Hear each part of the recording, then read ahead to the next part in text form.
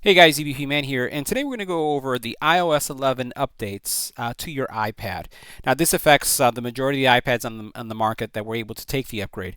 Primarily, you're going to see a lot of cool features, so let's go ahead and go through them so you can see what you can expect and what you can do now.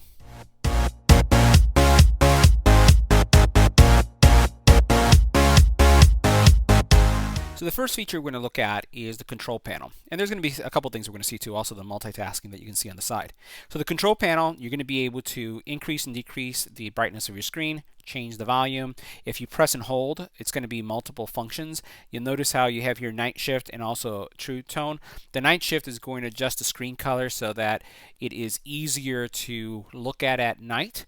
I have all my phones and all my devices with this feature. So it removes the brightness out of your screen so that, think about if you've ever turned on your phone at night and it's so bright and it hurts your eyes.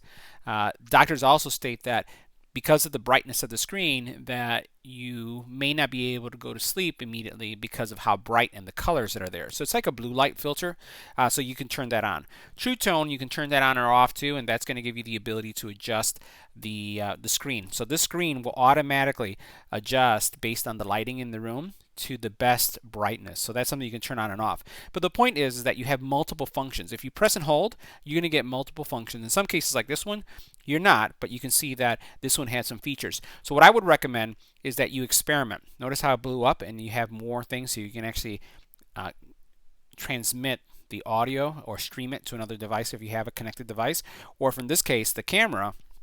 This is a really good example because notice how you can say take a selfie, record a video, record in slow-mo, or take a photo. Well, if you choose any of these options, not only is it going to take you to the camera, but it's also going to take you to the function. So like for example, if I say record slow-mo, it's going to take me to the slow-mo setting in the camera. I don't have to go and hunt from it. So that's a real neat feature. Let's get out of this. Swipe up again. Now the other thing you have is on the side here, you have your applications that are running. All you got to do is just swipe it away when you're done with it. So really nice way to see the applications that are running and then to get rid of the ones that you just don't want to see on the screen. Now that control center, control panel, it's actually control center, can be changed. You can alter it. You can configure it. So you can configure it to have certain things that you want there. So for example, I have my flashlight, my timer, camera, and screen recording, which is new, which means you can record what's happening on the screen, but you can also add things. So for example, I can go ahead and say, I'd like to be able to see the magnifier because I use that, and maybe I can say, you know what, I also want to see, I have easy access to my alarm or my stopwatch. I'll choose that. Now once it's here, you can change the order. So right now I have it as the last one. I can change it, and once I commit this change, right, I exit this, those changes are going to take place on the control center.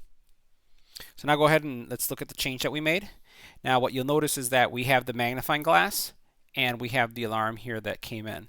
So again, check out all the new features. Great way to access and just manipulate your controls on your screen. Now, there's also been some changes going on here in the dock. So you notice how you have this dock on the bottom. So the dock is almost split into two areas, and there's a thin line right here that you may or may not see. These are your frequently used apps, and these are your shortcuts. So shortcuts are programs that you put here for easy access. So if I take this guy off, all I have to do is put him right there, and I can say I would like this here on my dock. Right?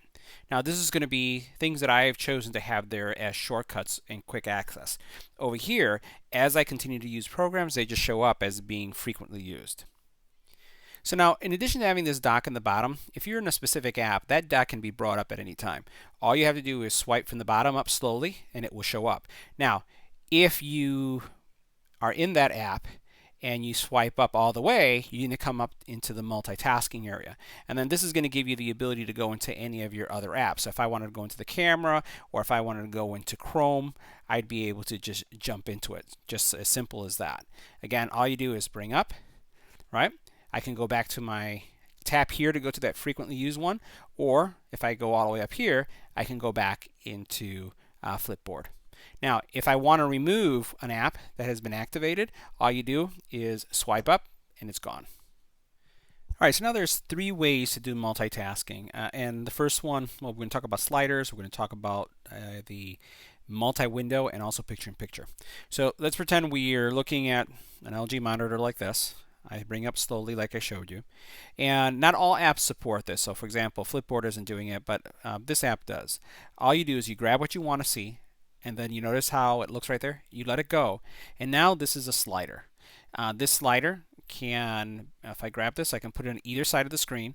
I could still have access to what's happening back here, and I can still see what's going on this side.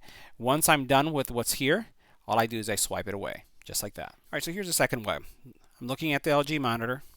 I am now going to want to take a look at the news.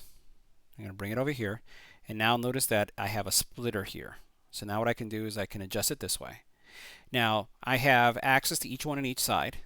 If I come out of this and I swipe all the way up and I come back to that multitasking, it remembers that pairing.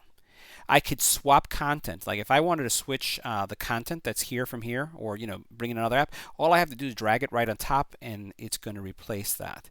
I could also do this. If I bring content and I put it in the middle and let it go, let's do that one more time.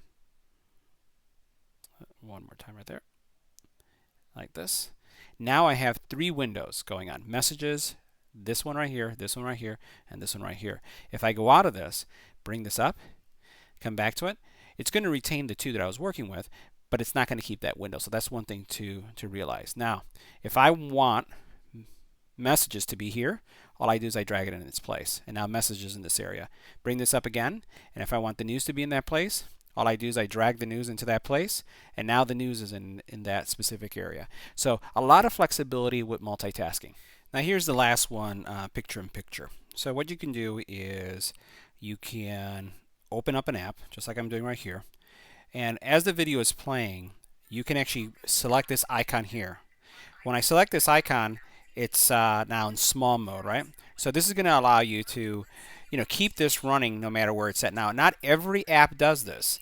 So I haven't really found many. So I would expect that more and more of them are going to start having that picture-in-picture. Android has been doing this for quite some time with YouTube.